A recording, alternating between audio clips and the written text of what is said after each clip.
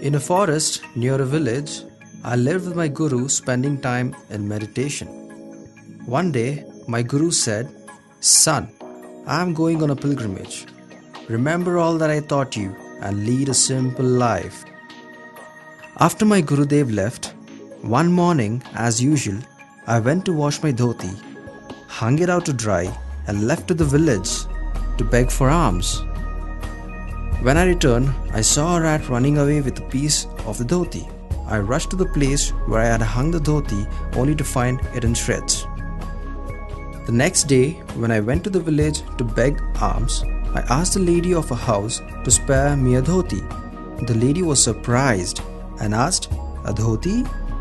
When I told her my problem, the man of the house, hearing this, offered to give me one of his spare new one. Though I hung the dhoti high up on the roof, the next day I was shocked to see it torn to rags by the time I came back from the village. So I decided to get myself a cat. The cat, of course, reduced the rat menace, but needed to be fed. So I bought myself a cow. Now the cow needed straw. So I thought of cultivating around my hut, and when I harvested, I would have the straw to feed the cow. Accordingly, I tilled the land and harvested a very fine crop. I of course got the straw for the cow, but didn't know where to store the grain.